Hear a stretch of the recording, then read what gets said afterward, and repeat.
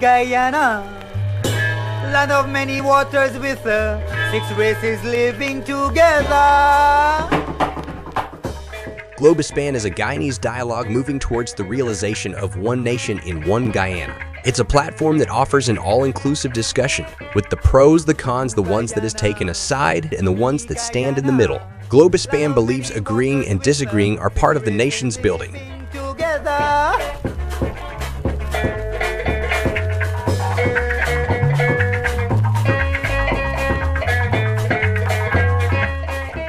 Globespan believes that every Guyanese voice is part of the nation's building.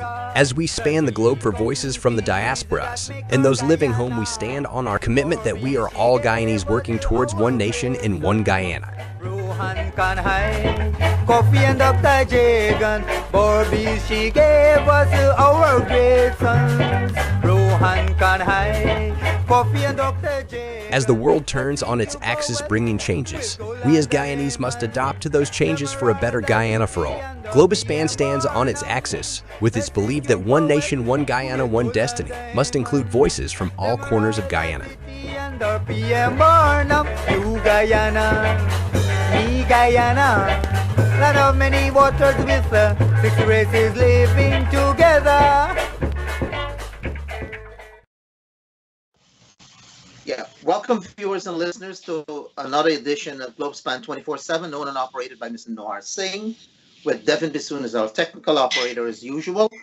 Tonight we are discussing entrepreneurship and Guyana's national development. Joining us for this discussion tonight, the panelists are Mr. Ravi Dev, a well-known commentator in Guyana, former political leader of the ROAR, and we have Professor Dr. Bethuram Ramarak, who teaches political science and history in New York. Gentlemen, thank you for joining us, taking very, very critical, important time away from your busy schedule to join us for this discussion tonight on entrepreneurship and the development of Guyana.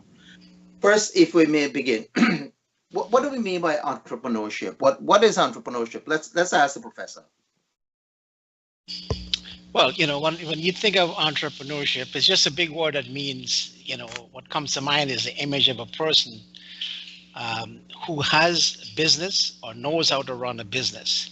But there's a history behind that, meaning that you know how to maneuver within an environment to be able to, select the kind of business that you would like to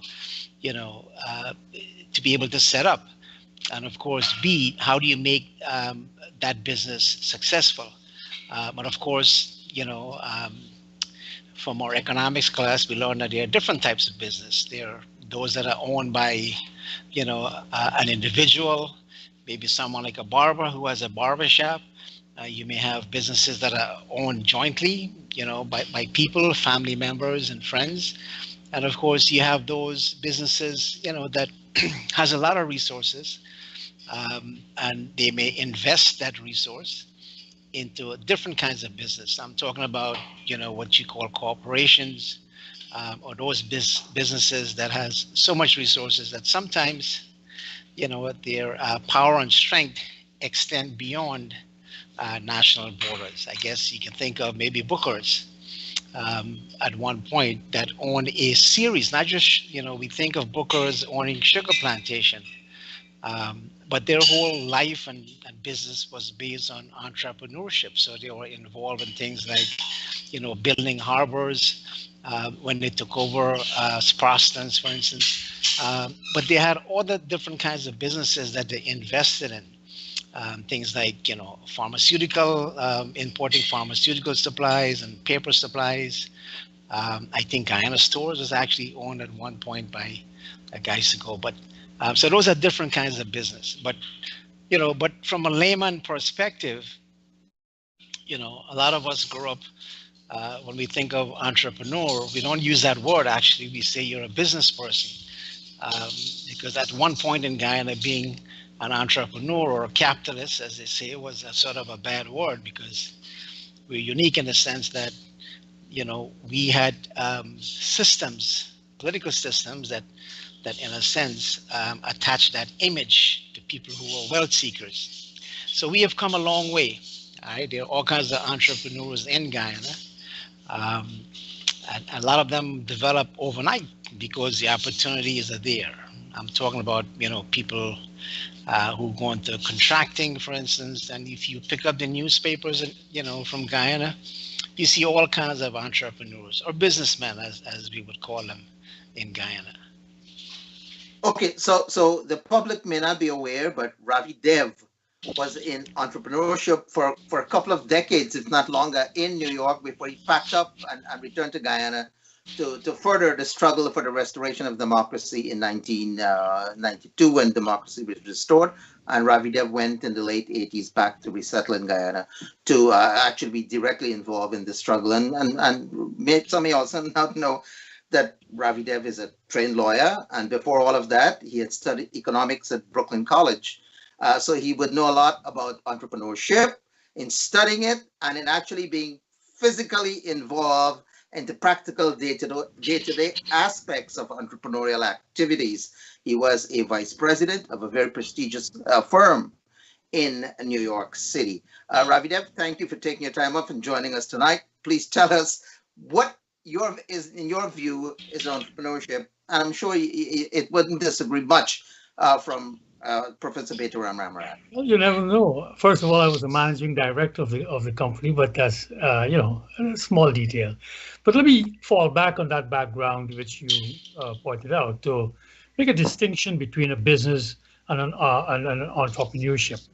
I was as a employee of that company, as a managing director of that company.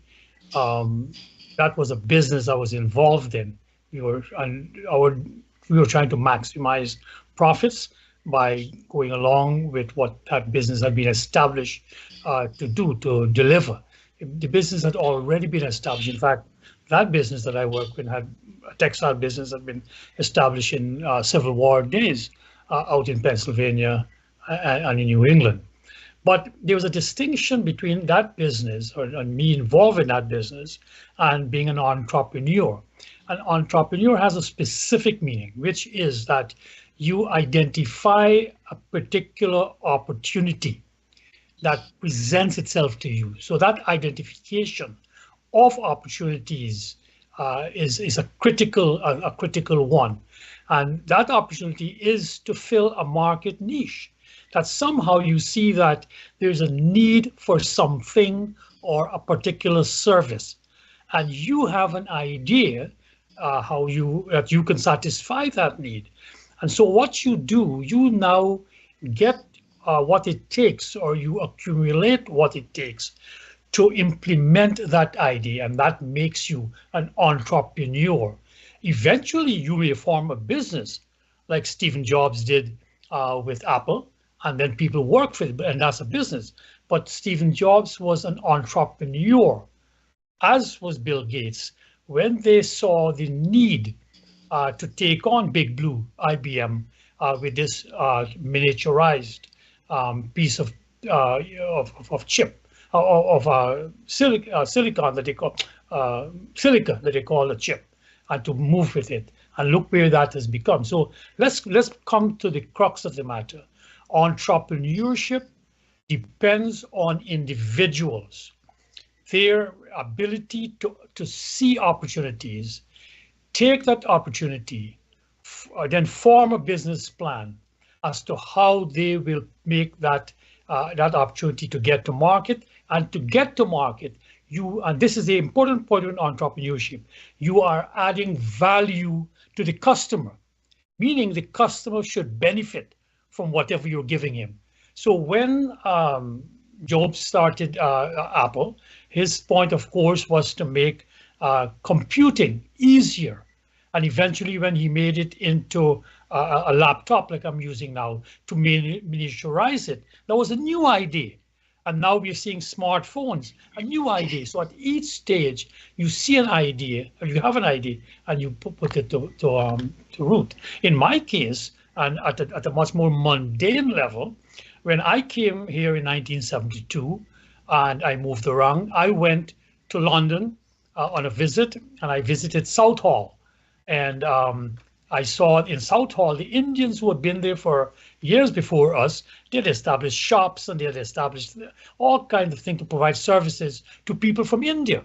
It was a little India in London. So when I returned here, I was living in New Jersey. I saw that Richmond Hill would become like Southall. And that is when I bought that building and went into different businesses because I saw an opportunity. I saw an opportunity when I bought that supermarket. I saw an opportunity that Jamaicans, for example, where I bought, would want a particular type of goods. They would want bell yams. They would want, Trinidadians would want Scotch bonnet pepper. So you then source that. So, and that's about much more money. So that's what I want to say, that that's what an entrepreneur is.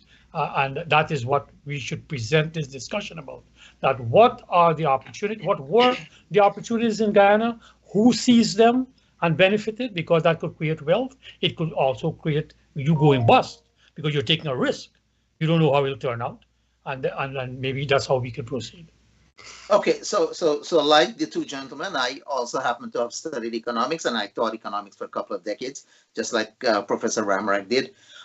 So as Ravi said, entrepreneurship is taking advantage of opportunities, risk taking. You have a vision, and you think whatever investment you wish to make would carve a niche, and you would go on to become wealthy from it, and you could also bust.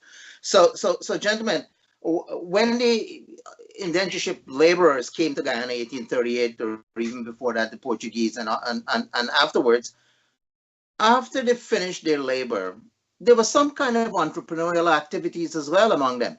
They invested in plantation and in growing various kind of crops, and even making other kinds of products. That is also kind of an entrepreneurial activity, isn't it? First Ravi Dev, and then Peter and Ramrak.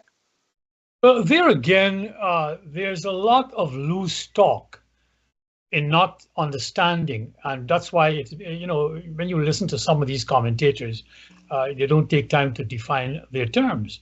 So, for example, even before the Indians arrived, African Guyanese, in striving for greater wages, higher wages from the sugar planters, didn't get that, and after 1947 strike was taken care of, they left the plantation in droves and created the village movement. Now that has been labeled as a great entrepreneurial activity, but technically it is not. It is a great activity. It is a phenomenal activity in the Western Hemisphere and anywhere in the world for them to have done that, coming out of slavery to now own. So that was an acquiring of wealth. But the question was, were they seeing an opportunity to create, and fulfill a need, and to then add value? So the question comes, were they selling? Were they buying and selling? In some instances, they were. There's the famous case of Lincoln Lewis's ancestor, the McPherson, who bought, I think, Litchfield out in West Berbice, and bought the estate, divided it up, and then sold it. That was an entrepreneurial activity in the technical term of the word entrepreneur. And that is where we should think. So going from there, they did not, they went into planting of provisions and so on. And that was the entrepreneurial portion of their activity, because they're using what they had learned during slavery when you had provision grounds, and they were applying that to fulfill a need, because other people, including Indians who would now arrive, would want to buy those kinds of food. That was an entrepreneurial activity. So when the Portuguese and Chinese and Indians arrived, you spoke about Indians, but all of them arrived.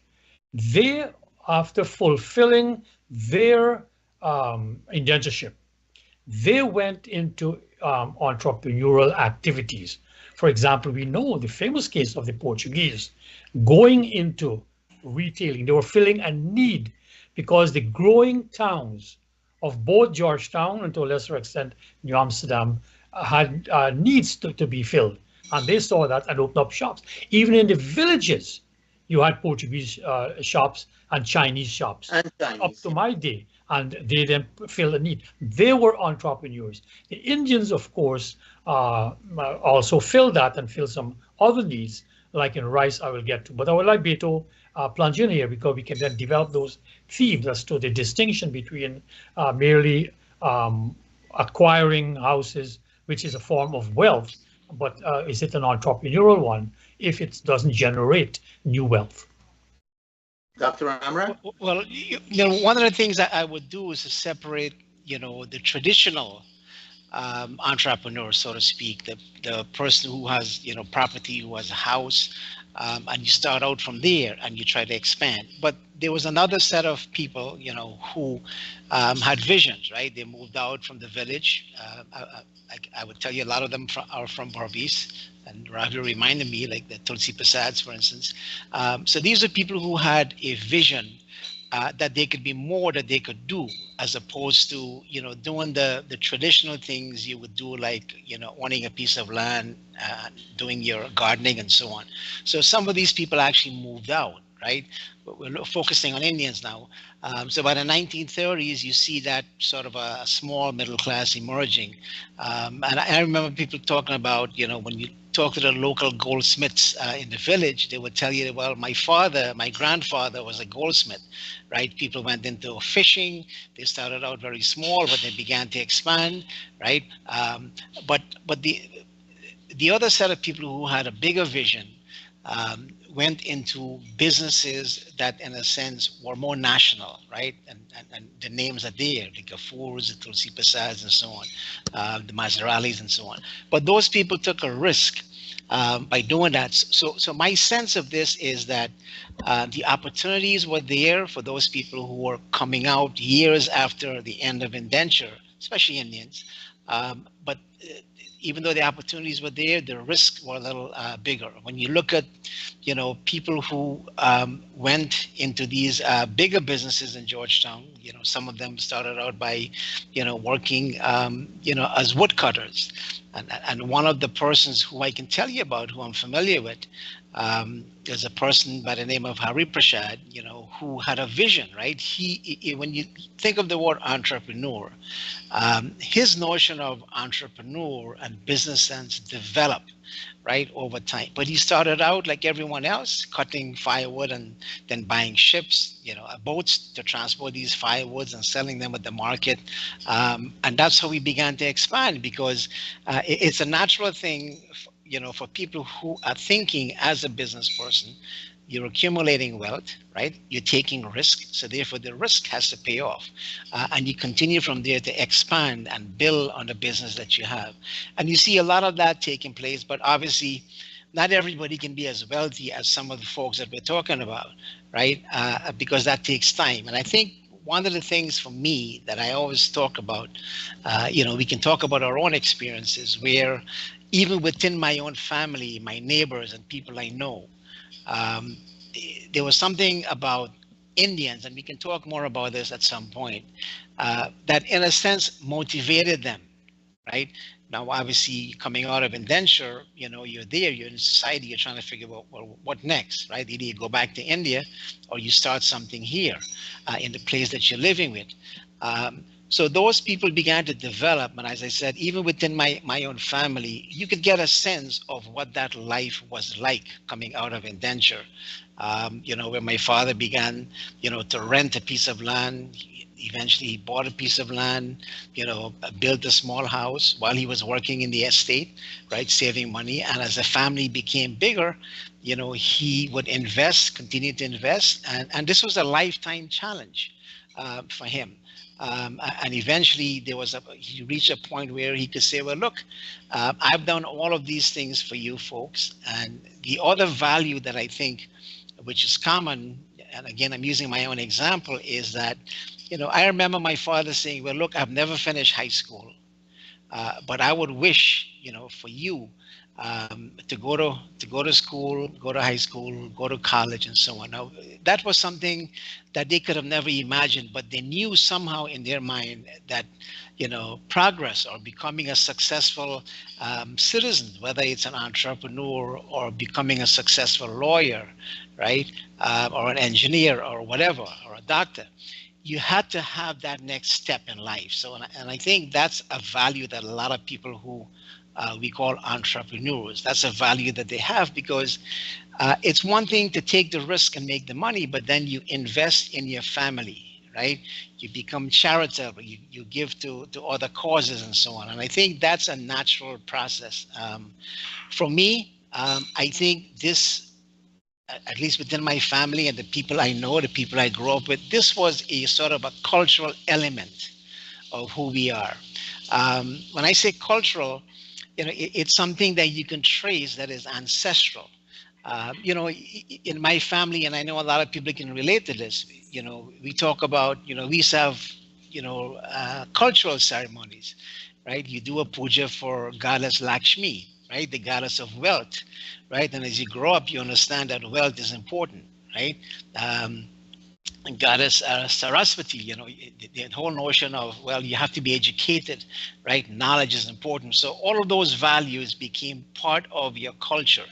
And again, speaking from my own lived experiences, I think those are values that makes for a person to become a successful human being, and not just an entrepreneur. And I think those values are still, important for us today, even though we're living in a different environment. But I will say that those people who struggled during that, that past period of time, it was much more challenging, but the opportunities were there, and they made use of it. And so we stand on the foundations that they built. Dr. Ramrat didn't finish the story about Hari Prasad, but Hari Prasad moved from being a very simple woodcutter to a lumberjack, to ship owner, to selling wood, and expanding into real estate and so on and so forth. That was a very, very classic example of an entrepreneur. And one can also take a look at Muneshwar, the old Muneshwar, senior Muneshwar, who was a very simple tailor on the quarantine in Mississippi, Anchorville, Port Morant, and then went into opening a shop, selling cloth, selling then stitched clothing, and then moving to Georgetown, where he opened other businesses, including hardware, and has one of the largest hardware in Guyana up into the 70s, 80s. And today that hardware is still there. That was carried on by his children and grandchildren. So that would be another classic example of entrepreneurial activities. And there are several others. Ramrak mentioned the Kissoons, the Biharis, the Tulsi Prasads, the Bazaralis, and so on and so forth. So Ravi, do you think we should go back a little into the historical experience of when Indians came and went into entrepreneurial? I think it's important because here, like I said, there's a lot of myths that somehow Indians were pampered by the planter class, and somehow all of this was just showered on us, whatever little wealth we have acquired. And it's very important to learn that even though when we came as indentured servants, we were paid from the first who came off the ship a 1 shilling per day till the end of indentureship 79 years later, that same 1 shilling. So even though there was inflation throughout that period, that was saved, you still had to find that money to live. And it is that overcoming. How did they do it? How did they do it? And one of it is, again, to come back to part of their culture in this wider sense of culture. They came from the Bhojpuri belt, where the wet rice culture was predominant. You planted rice in a particular way in swampy areas, and you were able to reap them. So they saw the opportunity. That is the entrepreneurial drive, that we can feed ourselves, or we can sell some of this rice if we can get the opportunity to plant rice.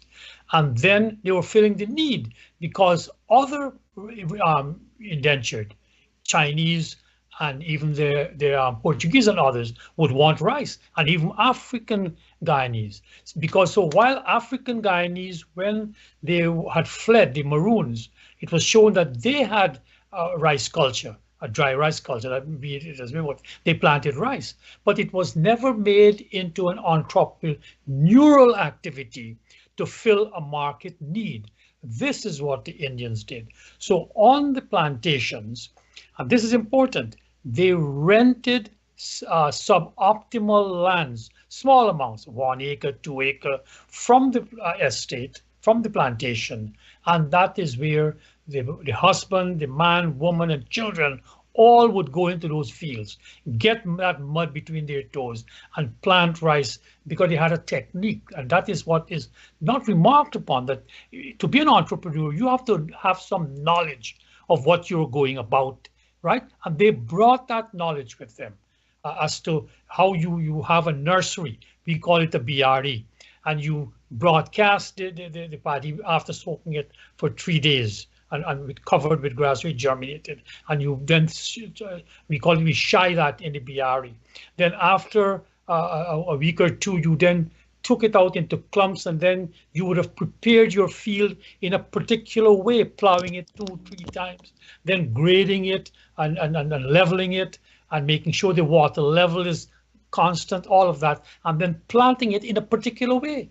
I planted as a young boy rice, and as you take the rice and you put it in with your thumb, by the time you start from one end and you meet at the other end of that rice bed, the mud had gone under your toenail, pulled back your skin, and you learned about it. And my grandfather, that was the joke, who threw this, he said, none of you can raise your back from the end to the front. You had to have, and this is what a part of entrepreneurship, you have to have discipline. So then the whole cycle, that after you reap, my mother and all the children would reap with grass knives, as we call them, and then you would then thresh the thing, or they have the bulls go around the pole on a hard ground that we call the karyan, and you would then pick that up, winnow it out. So it's a whole process. And Indians don't get credit for bringing that technology, and that's what you want to use the word. It wasn't used then, but we can use it. They had the technology of wet rice cultivation, which was now unique in the Western Hemisphere. And today we have over 600,000 tons of rice being exported, and the government wants to take it to 1 million tons, and it can be done. So it is now filling a need. There's something called food security. You will fill that need, and that need is not going to go away. So I want to be specific now. We talk about how the Indian. So in addition to that little plot of rice bed that we call it, that they would have cattle, a cow or two. So they would then have their little vegetable gardens on the estate. I'm talking about on the estate, and all of this. So they began selling milk. Let's take that. They saw an entrepreneurial. So how, for example, did the Indians enter Georgetown? 2 ways. The first scavengers to pick up the garbage in Georgetown were Indians. The first set of people to pick up were Indians. But the second set were milk sellers. They entered Georgetown to sell milk, right? And if we look at Campbellville had cow pens and cow pasture, all of it over, because it adjoins Bel-Air Estate, which is where Prashad would buy field number 8, H, and made it into Prashad Nagar, field H. The fields were labeled A, B, C, D as you come towards the Atlantic. H was the last one, and you got that. So the point is that out of that, if you want to send your children to school, you sold a cow. So once you saw opportunity for them to go to Georgetown or go to England, you sold a cow or two. It was an asset that you now have that you could now use. And lastly, by 1890s, when there was a depression in oil, this is important, how rice grew. The plantocracy had made the government lock out African Guyanese from buying much land by stipulating in law that you couldn't buy less than 100 acres, and the price was I believe was a high price, maybe $100 an acre, and they couldn't buy. But in the 1890s, because gold was discovered in the interior, and they wanted the gold fields to be opened up, and you have to lease that land, the government changed the law on ownership and leasing of land and purchasing of land. You could now buy in smaller plots of 25 acres at 15 cents an acre, 25 cents an acre, very low price. Now, Africans could have taken advantage of that. That was open to anybody. But by that time, they had gravitated towards going into the gold fields, became gold miners. So the Indians now took advantage of that.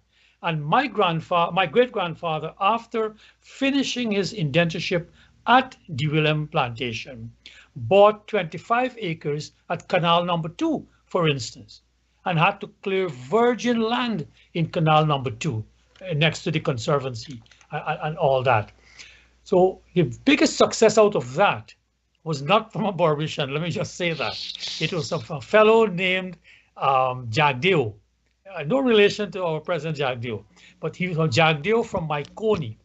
And he ended up owning over 3,000 acres in Maikoni by clearing that land, clearing virtual jungle there, by digging his own canal, by bringing in excavators. It's still called the Jagdeo Canal, in that to excavate it and irrigate and drain that land. He was the first Guyanese to own a tractor.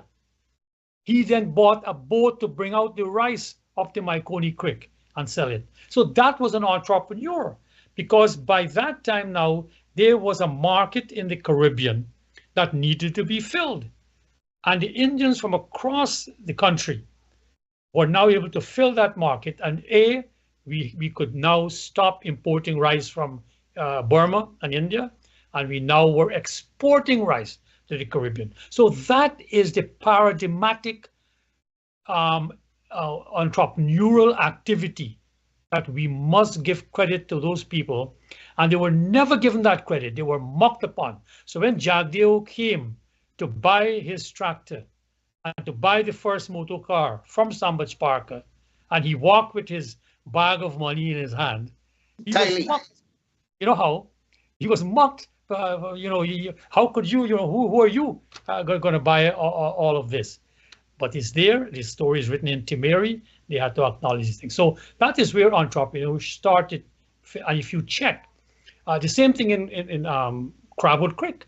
Crabwood Creek, Skeldon people went to Crabwood Creek and cleared Crabwood Creek. There's no creek anymore, but they cleared it. So Barbichan did do a bit of entrepreneurship in that period too. Yeah, so I could relate the similar story of my Paraja and Parnani Paraja and Paraji who came from UP, and my Parnana and Parnani who also came from Bihar. My Parnana and Nani were Banyas. They were money lenders and oil makers. So they used to make oil. So when it came to Guyana, when they finished the exploiting class. Go on. They were the exploiting class. Yes, they made oil and sell, and then they went into lending money. They were one of the biggest money lenders in the village of Port Morant. And my Paraj and Paraji also did, as you stated, they leased hundreds of acres of land with whatever savings they had from indentureship, and then they acquired cattle, and they produced rice, they produced milk, they were supplying milk to the quarantine. Large quantities that were transported on the train at that time, from the Bagdam to in train line in Port Morant, which you probably are familiar with as well. So the train line up there, yes, you all had yeah. So the indentured Indians went, and when they finished their indentureship, they went into entrepreneurial activities, not only in one area but in multiple areas as well. And we never gave them credit that they were outstanding entrepreneurs, from which we carried on afterwards. I mean, some of us abandoned those cultural activities because we want to become educators and bankers and in other professions. Dr. Ramrat?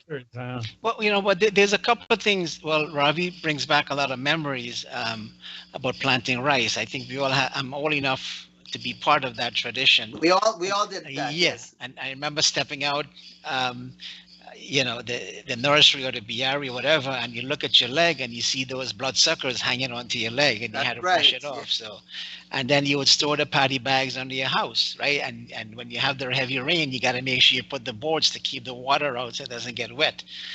But those were the days, and I don't think young folks in Guyana could understand that. But there are a couple of things I want to remind people about that. They're doing it, Beto. They're doing it. And this is part of the thing. Part of that 600,000 tons, young people are doing it. If you go, and again, they said comparison is invidious, but if you go to the adjoining villages of Denamstel and Hague, Hague is producing thousands of tons of rice. Young people, I know some young people, as we said, are kicking rice. You all know what it means when you yes, we used to kick rice. Yes, but I'm assuming it's more mechanized. And don't kick rice.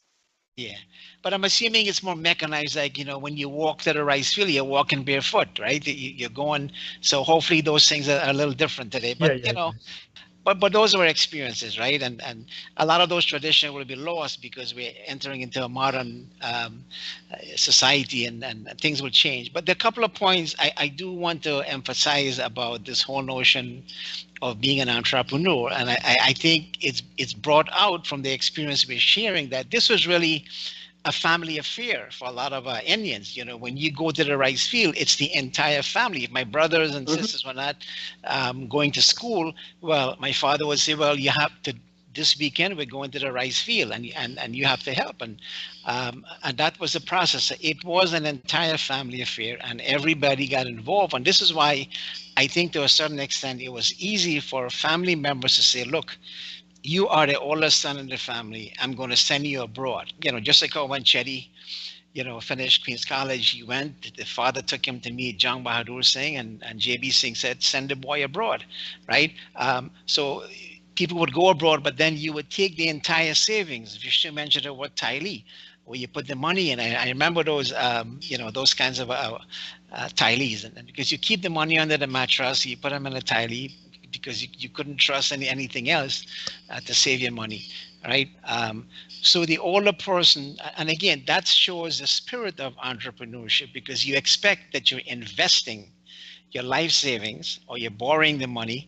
I remember when my sister was actually leaving, all of us, the entire family, would come out when she's going, to study or in business, going to Georgetown from Barbados. That was a big thing for us when we were young. So the entire family would come out and make sure she's in the car. We see her off, right? So that was a big thing for all of us to be part of that process. So the other point about this, aside from this being a family affair, I do want to emphasize the fact too that these folks became entrepreneur, like all of our families and so on, without getting much assistance from the government. So you were pretty much on your own to develop those ideas and make those ideas become, into fruition, right? And make it work. So government played a small role in that entire process, so to speak. Of course, in later, in the latter part of our life, Vishnu mentioned Hari Prasad, you would expect the government to create the infrastructure, right? To allow you to become more expansive. So Harry would contact, the government to say, look, can you put up the light posts, right? Can you, run the water pipes? And we will do the rest, right? We will build the roads, right? We'll dig the canals, and then we'll pay the rates and whatever. So that process was there, right? So if assistance was coming from the government, it was very minimal, but primarily it was a burden shared by families and individuals in families, right? And these are not wealthy people. And again, if you're coming out of the indenture period, you have nothing, right? So the question that I want to pose here going forward is we're talking about Indians, and we're not saying that we have some specific superior skills or it's in our genes, right? At least we're making the point clear that this points to individual initiative, right? And I've said earlier, it's a cultural thing. So then the question is, how is it that Indians have done so well? And again, not all Indians have done well. We have a lot of Indians who are poor, still tied to the land, but some of us have done well because we have exploited that entrepreneurial idea and that skill that we have, right?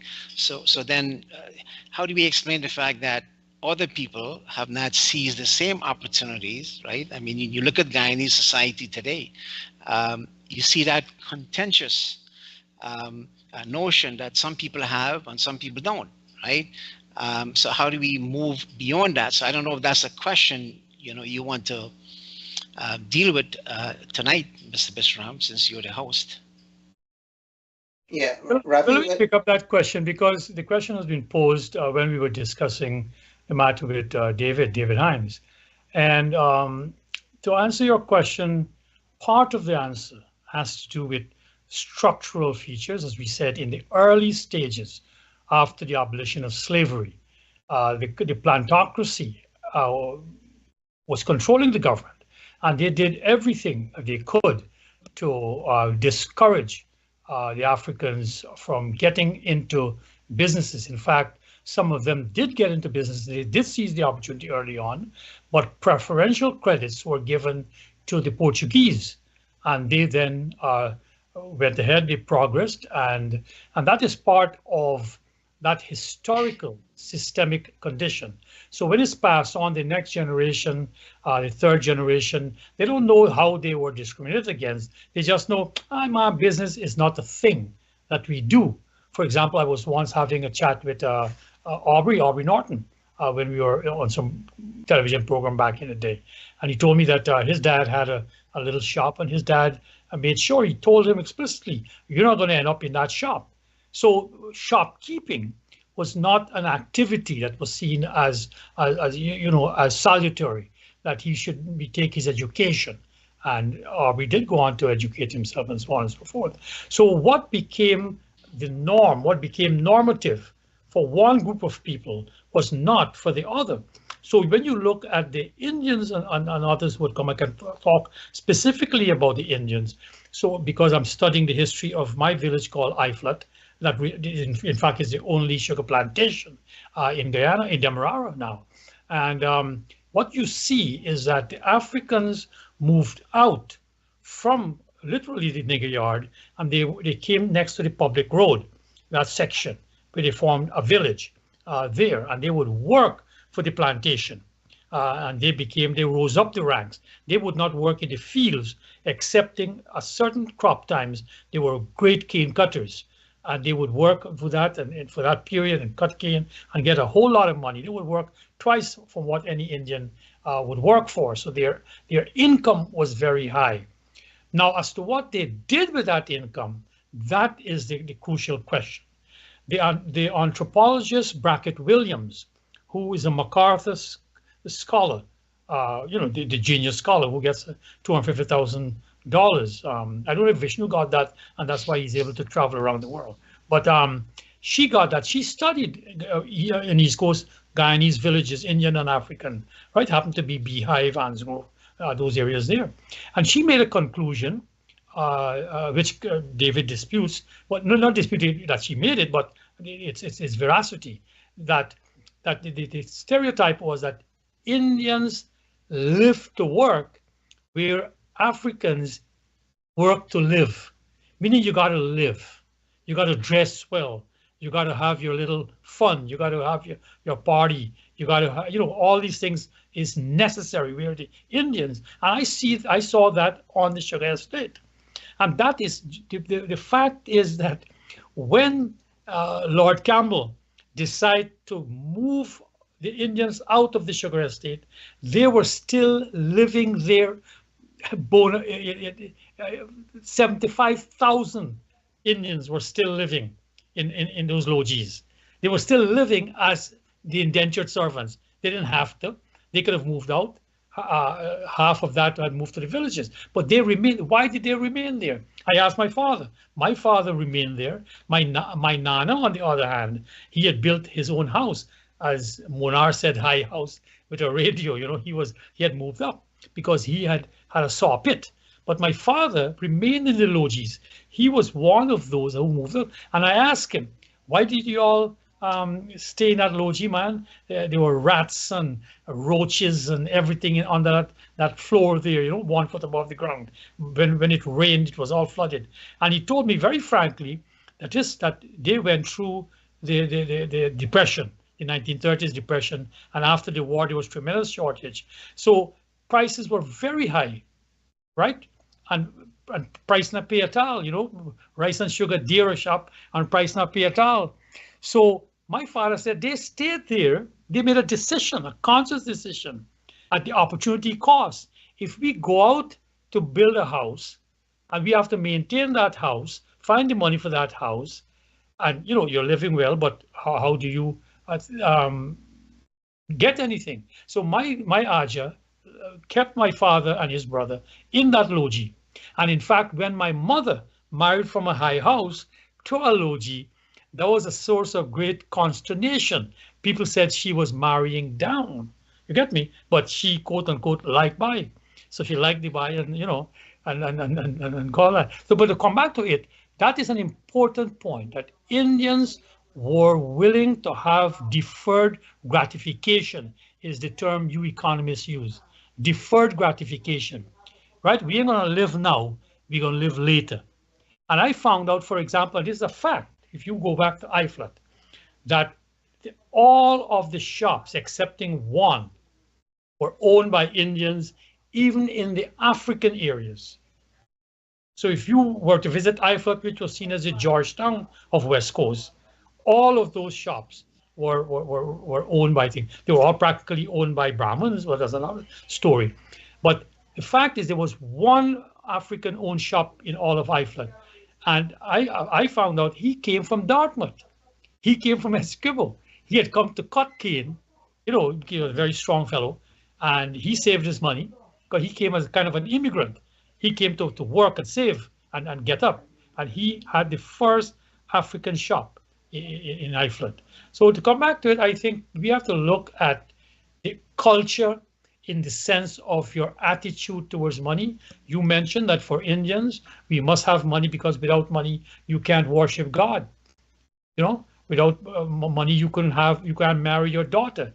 People are astounded at the amount of money the Advanis spent for their daughter's wedding. Only 150 million US, but that to them, you know, that's no point. But the same thing for us. When my Nana married my mother, you spent almost everything. And if you didn't have that money, it was a source of shame. You didn't marry your daughter properly. So all of those things, I think the culture that I want to posit, Dr. Beturam, is critical today because Guyana is poised at we are in a confluence of new forces that are that needs this entrepreneurial drive to flower and blossom. If we Guyanese are not to be left behind, and those trainees all going to come over and take it, and those people from the same white men to have a new colonization. So I think we need to discuss the juncture where we are at, and how can we, as a people, not only Indians, all Guyanese, develop their entrepreneurial bent. Yeah, I mean, money was extremely important. I mean, and you mentioned wealth. You mentioned marriage. If a family didn't have the money for marriage, they often borrow from other relatives and even from the banyas, the money lenders, for the wedding ceremony. And Indians, besides wedding, they also needed money because almost every year they perform some kind of puja. Sharif, or some other kind of religious activity, and it's quite costly because you have to feed the entire village with your religious function. So, but we speak a lot about money and entrepreneurial activities. How do we define wealth in Guyana? If Professor Ramrak would venture to answer that. Well, yeah, I mean, traditionally, I'm not an economist, but I think wealth is defined by something they call a Gini coefficient, right? Which you can use variables that you have to measure if you're comparing different groups, right? There's that coefficient. I believe if it's closer to zero, then it means, you know, you have some level of equality in a sense. So the wealth is sort of equitably distributed, right? Equitably in that, you know, inverted commas. But the problem in Guyana is I don't think we have those kinds of studies. I saw Taran sent something today where I didn't get a chance to look at it carefully, But he looked at property ownership, I believe, and it shows home ownership. Okay, home ownership, which shows that from 2012, home ownership have increased. For Africans, for Indians, it has declined. The point I'm trying to make here is that how do you measure wealth, right? Because it is an important question, because I remember sometime back, and I'm sure you guys remember, where Clive Thomas did a study, and the study points to the fact that without using credible data, right? It was based on anecdotal data and observation, that Indians are wealthier. So when you make those kinds of statements in a country that's already divided, you're essentially, weaponizing the other side, that basically saying, look, these are the people with the wealth. And it's probably easy when you're traveling around Georgetown, you're looking at, these businesses. But again, that's a handful of, wealthy Indians, so to speak, who have actually accumulated wealth, over a lifetime of investing and working and hard work, right? And of course, you can't compare, those businessmen who own big corporations and so on, or businesses with tremendous resources. Massey Ferguson, you've got, Exxon, right? CNOOG. Those are the people that really control a large, part of your economy. So what I'm saying is that it's difficult to measure that. I mean, you can use variables like property ownership. You can, most Guyanese, from a layman perspective, will say, look, well, how many cars do you have? If you have an expensive car, you're probably very wealthy. If you have a big house, you're probably wealthy, right? But we don't look at the history behind that kind of ownership.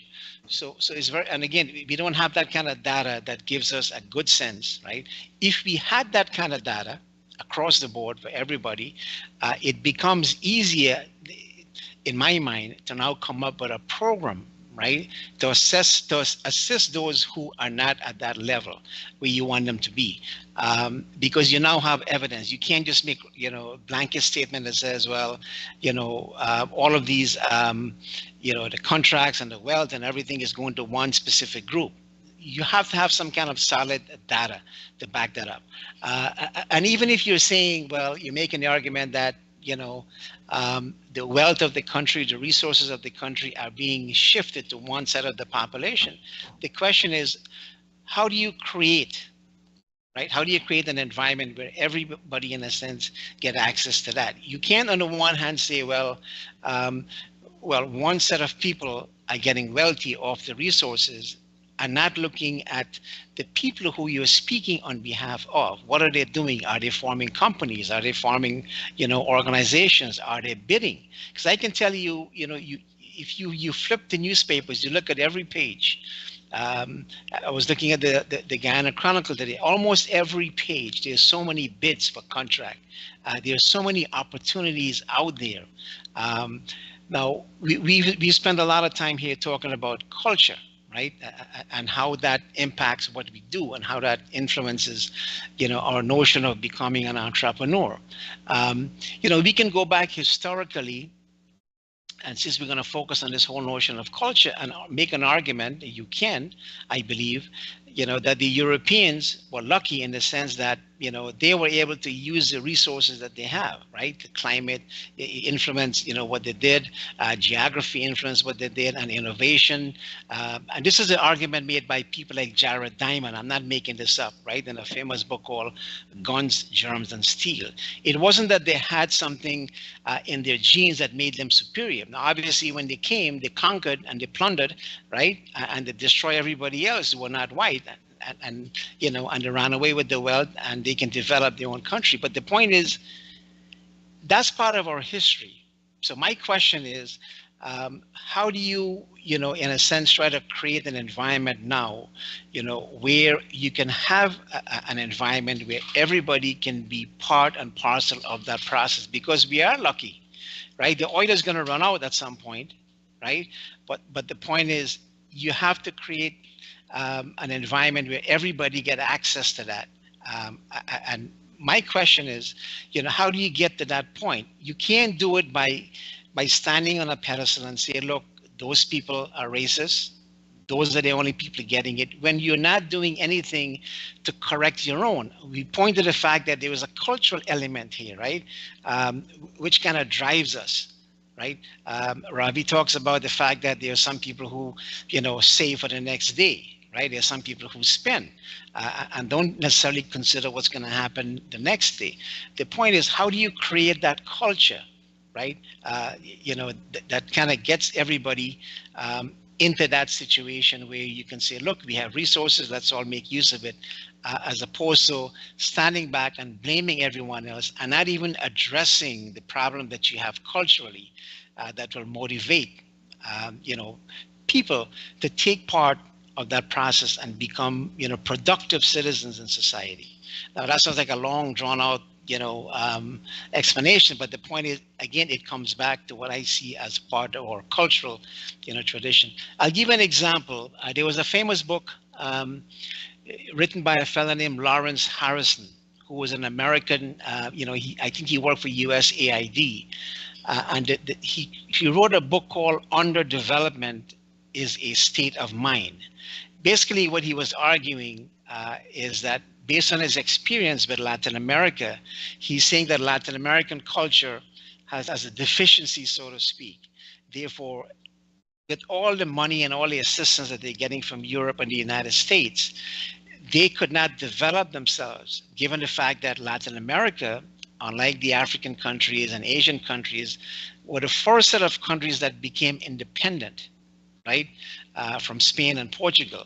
So the question he's asking, well, how was that possible that countries in Asia, the Asian NICs, for instance, you've got Taiwan, Singapore, all of these countries which got independence after World War II were able to develop on their own, right? But Latin America still have this developmental issues, right? They have all these problems. But you can, come up with all kinds of intellectual theorizing and talk about dependency and imperialism and so on.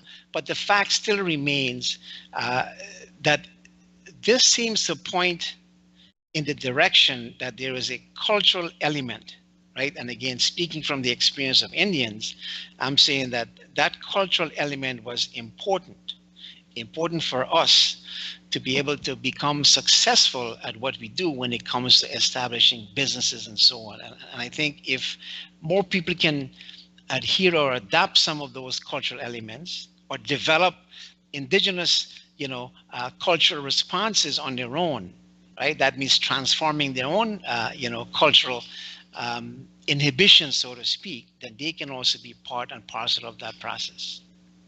So Dr. Ramberg talks about the cultural element in entrepreneurialism. In Guyana, besides that, what else you think would make for a very successful entrepreneur or entrepreneurship, Ravi? Well, like I said, we are at that juncture, and you see, anecdotes are important. Coming into the modern era, the post-World War II era, I don't think, I know Beto has studied the PPP, and he has studied that Jagan allowed men like Edward Bihari to come into the party and was blamed for letting in these capitalist right wing. But let's look at Edward Bihari, who formed, now he's one of the largest conglomerations in Guyana, GBTI. And in New York, and in the US as well. Now, my mother-in-law, they had a stall in Stabrook Market, and she remembers the Biharis had stalls. Was not only Edward, he had I forget his name, my mother-in-law always talks of them because they knew each other. So the point is, here was a man who was selling, just like the Matais, they had a stall in Stabrook Market, and they were selling spices and all that was imported. And then then my nanny and others, as your mothers would have done, would be grinding this on their sill to use. And he saw the opportunity. That was the entrepreneurial thing. Edward Bihari saw the opportunity to import machinery to grind those spices and to import them and to have then, what is this? Indi curry powder. His older son was Indi curry powder. You get me? And that was only a stone throw away from Stabrook Market where he had his stall. Well, Charlotte Street is right down the corner up there, and they still are there. Still are there, right? So the point is that it comes back to the entrepreneurial drive, and they came from humble. The Matais came from Hague, and had that thing, and now Matais has one of the biggest supermarket. Matai, the son Harry, saw an opportunity for a supermarket, right? Now an African fellow also saw the need for a supermarket, and both of them have set up a huge supermarket, and only Matais is surviving today. Is a question as to why. Somebody ought to look at that. You understand? Now people talk, one of the reasons they're saying, well, why this differential is the access to credit. Because if you have an idea, part of your business plan will be how do you finance it as part of any basic business plan. The early Indians saved their own money and their relatives would lend, but it was a family thing. They didn't go out, and if you look at most of them, they did not have bank lend them. You get me? They didn't have a bank lending them. In fact, Harry wasn't fortuitous, but Harry would have seen at that time, the same time that the sugar estate was giving out lots, right, and at a very nominal rate, the government was forced after the Moyne Commission to set up housing areas, housing loans, schemes, the National Building Society, and there was another scheme run by and so there were lands given out, so people now could get loans in the city, in the urban areas. So you had little penitents would get some houses, you would get, and it's all written down. People have done studies in this. It's what you do with the loans and what you do with that. So come back to financing. Let's come back to today now. Today, I just came up to New York for a couple of weeks. I'm back there next week. Guyana is a flood with people teaching entrepreneur. The government has a small business bureau that supplies lectures on entrepreneurship, that identify opportunities, that gives you grants, that offers you loans, and they walk you through. So take this whole notion of hydroponics. We know we agriculture, but it's a new thing, right? The Israelis have done it and others have done it. So it's out there, but we haven't done it in Guyana. So to get this new crop to feed those tourists that will come to the Caribbean, to reduce the food imports by 25%, as Irfan has mandated himself to do, we got to produce these crops in Guyana. So when you go back, you see all sorts of young people opening up hydroponic gardens. There's this shed and the water is run and they're growing it. You talk about chicken farms. All Guyana needs chickens. People are going to eat better, higher income. You have chicken farms. I'm talking about West Coast that I know, because nowadays I don't travel that much. I'm old now, old and decrepit. So you have opportunities there. There are entrepreneurs who have seen the need to create entrepreneurs. So they are entrepreneurial businesses, meaning they sell you the idea. I know this boy Vishnu Durga, right? He has a company, I forget the name of the company, but they will coach you. There's now a women's chamber of commerce, and there's about 6 different organizations that push entrepreneurship among women. And of course, as usual, they're all in Georgetown. And you know the population of Georgetown. There's the Guyana Manufacturing Association, GMSA, Guyana Manufacturing and Service Association, right? They provide all of this knowledge base. They provide guidance onto funding and what have you. So I'm not saying it is easy. Making money is always going to be a gamble, but you got to be in it to win it, as they talk about the lottery. So right now, I can tell you, you could throw a stone in any part of Georgetown and you could hit somebody who's pushing entrepreneurship, either by doing it or teaching it or funding it. Just go invest. There's AmCham. If, for example, you guys from America, a Guyanese from America has put out $1.5 billion or $2 billion that are available for you to set up businesses in Guyana that America can import. So, for example, over the weekend, one person approached me. I'm going to be clear about it, that there's a huge manufacturing facility with hemp, you know, in terms of construction, in terms of textiles, in terms of all kinds of uses, including medicines. And the fellow told me that he's putting together a bill and he will be going back to Guyana to look for Guyanese, because with the local content laws, you have to have people in Guyana a certain amount, 40% of your, at least, I forget the total percent, but the manufacturing, I think it's 40%, will have to be Guyanese, or 50%. And they will then provide the funding, because America will provide the funding, but you need local people in Guyana who are willing to put in their equity. Because, I mean, you just can't put in sweat equity that, oh man, I'm going to work for you. You have to put in some kind of equity to be part of the business. So right now, there are opportunities all over. There's, like I said, in the agriculture, not only in the cash crops, there's the hemp. Hemp is huge, as you know. Hemp is huge in terms of, you know, and hemp is not marijuana. Let me just make it clear, as you all know. You know, but the particular drug, TCH or something like that, is below 0.3. THC, and everywhere I walk in Guyana, there are opportunities and young people have to take it. I had to wait 6 months for someone. My son wants to put up a gym in our house, which means enclosing a veranda, 2 walls and a roof. 6 months I had to wait, because every young person has now declared themselves as a contractor, right? They have registered their business. They make bids to be subcontractors of the contractors. So luckily I spoke to the guy. I'm away, I'll be back next week. He said, Mr. Dev, I'll start when you come back. Right? It's a favor he's doing me to put up 2 walls. And I won't even talk about the money. I'm talking New York prices, bigger than New York price, because I'm here, I can see how much they fix up their apartment for. So the opportunities are there. It is who will take it. And that comes into the cultural aspects. Are you willing to take that risk? The boy who's going to build my son's gym, put up those walls on the roof, his name is Zahid. He's probably about 26, right?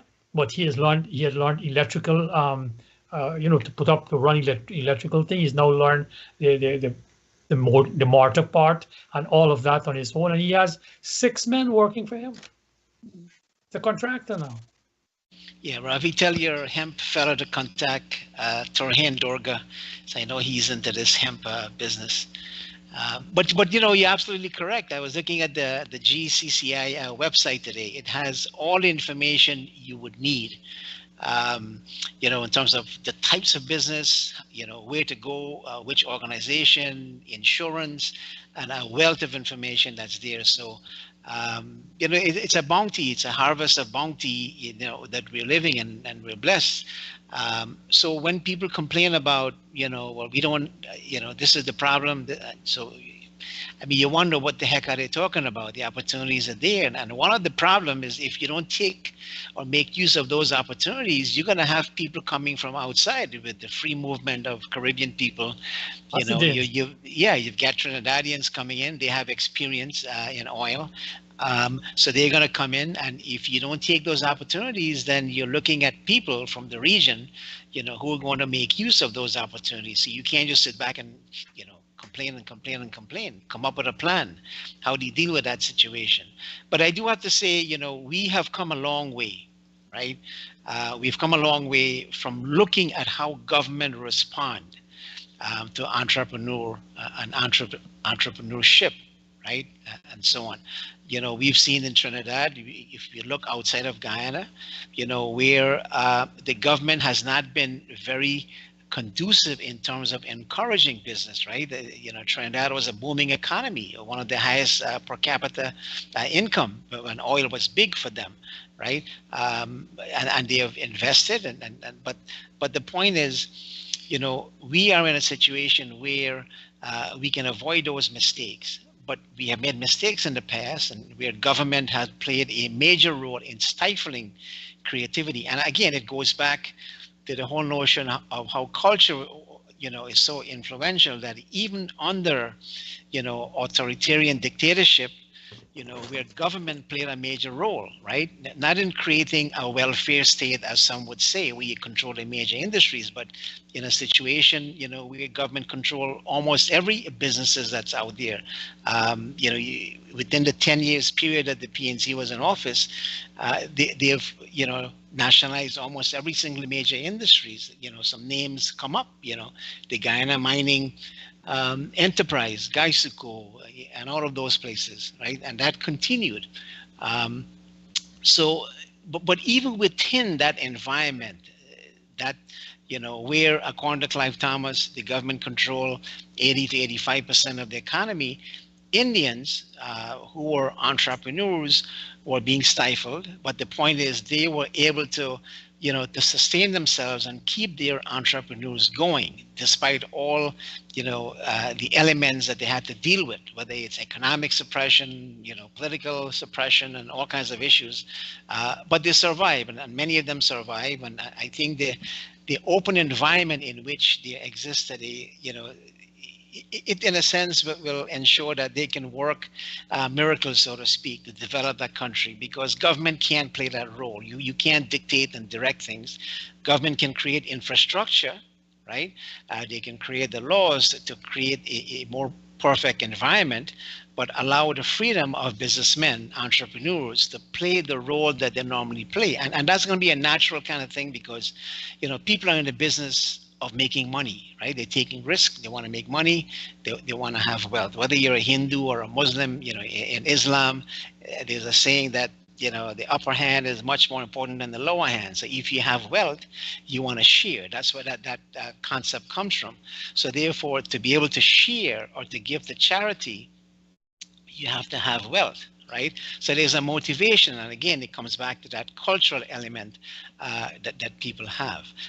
So I think that's important, and it's also important to recognize that we have gone through a phase that we don't want to go through again, where government played that major role, as if they can decide, what is good for the economy, where they control everything and stifle everything. So we've kind of moved away from that. And Guyana, as we see now, there's a shortage of labor. So where is that labor going to come from? Well, we need to focus on developing skills for those people who are not as fortunate to become successful entrepreneurs. Well, there is opportunity to be trained, to develop skills, right? The government can provide information to people, and we see all of that taking place today. So for someone who was in Guyana, let's say last year, who would visit, let's say today, you would see some major changes that are taking place. People have, said that it's unrecognizable what's happening. So the transformation is rapid, and it's taking place. And if you don't make use of the opportunities, you'll be left back, right? All right, so let's try to close it up now. Ravi, if you have summarize entrepreneurial activities in Guyana and the role of the government. You did mention that the government today is facilitating entrepreneurship. So any final thoughts? In all areas, it's there, whether it's training, whether it's finance, whether it is identified opportunities, they're all there. But I come back because, unfortunately, Guyana, we are stuck into this mindset of comparison. And it is what has pulled us back, and it'll happen again unless we have some equitable development in Guyana. But there's a distinction that we need to make between equalities of opportunities and equality of result. The opportunities must be there for everybody, and they are there. These bids every day in the paper, they fill half of the paper. You want, if you're buying a bidding document or you're buying newspaper, when you look at it. So it is there. But those opportunities, when you take the opportunities now, the human element comes in, and we return to this notion of culture. It is up to you now as to, for example, when you get that job, what do you do with the salary? Do you save it? Do you put it aside? I learned a simple lesson from my nanny who raised me, who was quote unquote illiterate, that if you earn $1, you never, ever spend more than 75 cents. You get me? So she had a 25% saving rate somewhere in her mind from her tally that she had that I would raid every now and then when she wasn't looking.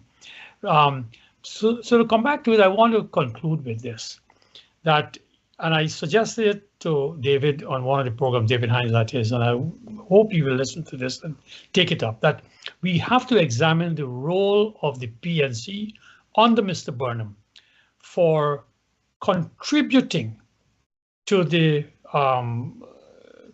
African dilemma when it comes to entrepreneurship. Because take, for example, rice. In the first period, the first term, when he was in bed with the UF, between 64 to 68. Before that, Mr. Sidney King, then called UC Guyana, had condemned the PPP for the rice settlement in Blackbush Boulder and so on, because most Indians had received plots there, not looking at the fact as the ICJ had done, which is that Africans did not apply as much. And for those Africans who applied, they got proportionately more allotments than Indians, proportionately. In fact, Burnham created Zambia. But I'll come to that. The point is that in that first 5 years, as J.E. Green, who is now the Chancellor of UG, wrote a piece that is still there in Social and Economic Studies, a paper, and he talks about Burnham reducing the allocation to agriculture from about 52% to 16%.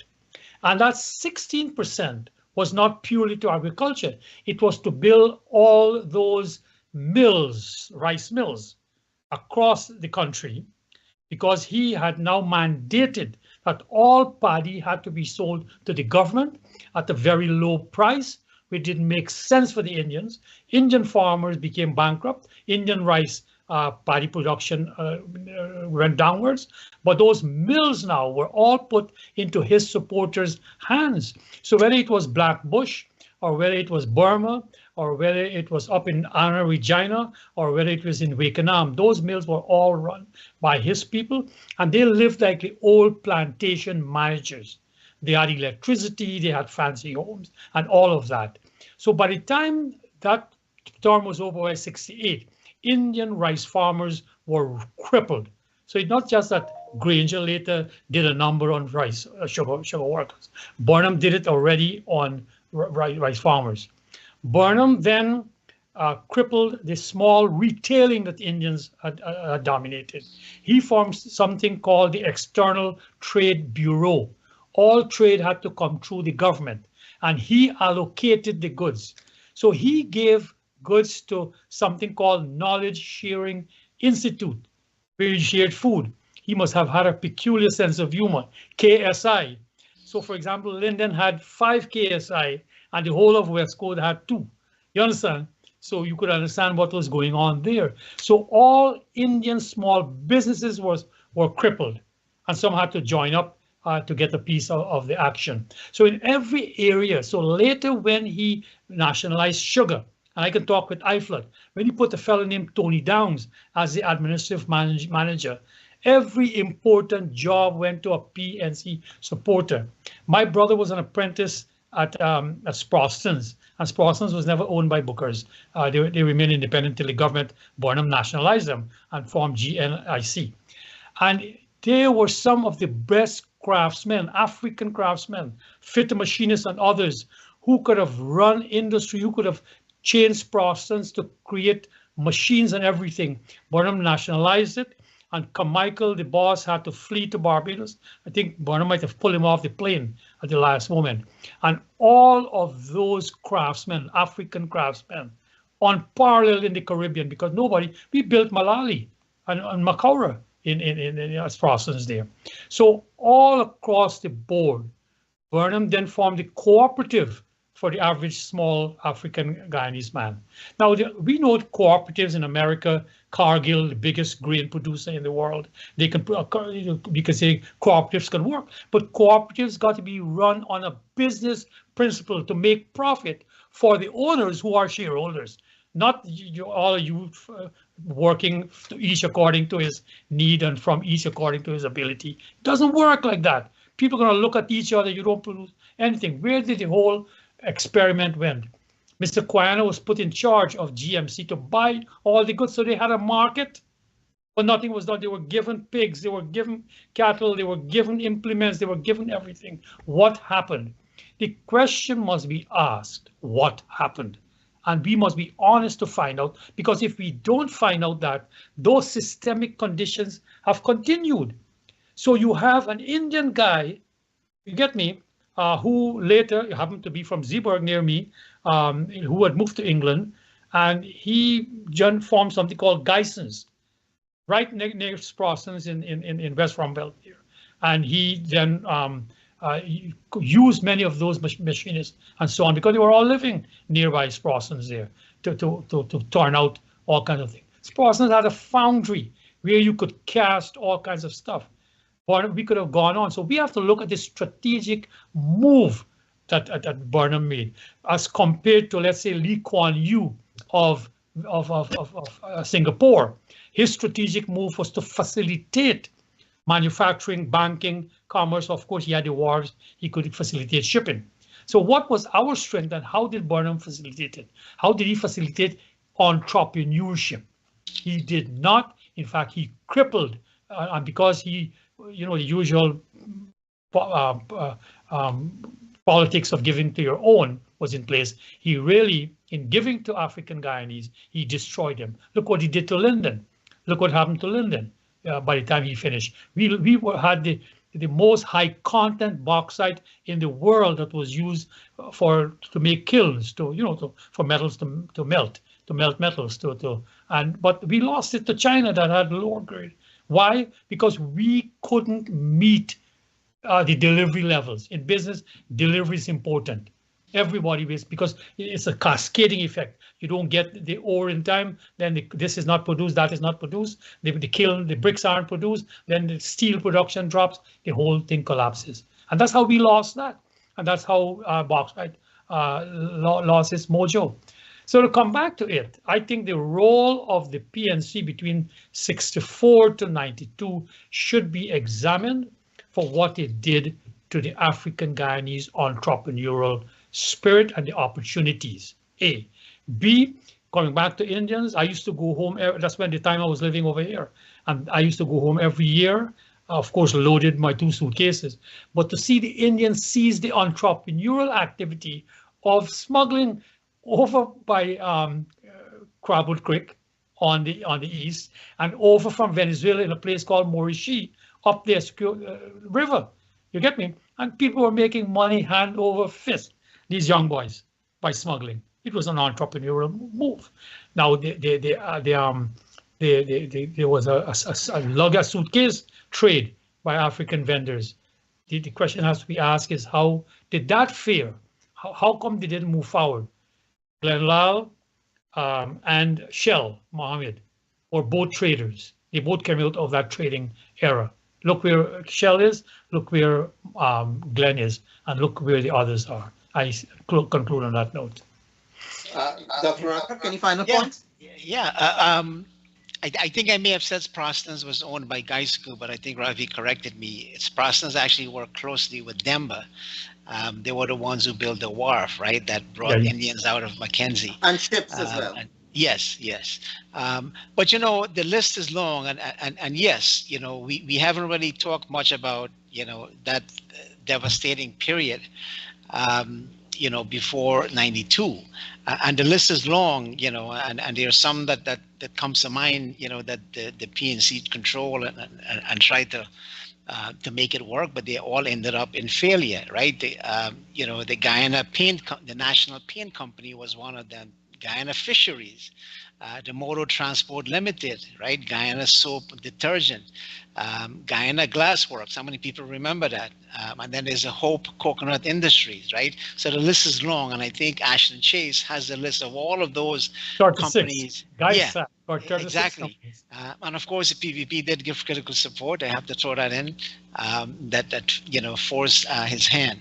But the point is, that's an era we don't want to go back to, and it shows that when government interferes in the way business is conducted, they make a mess of things.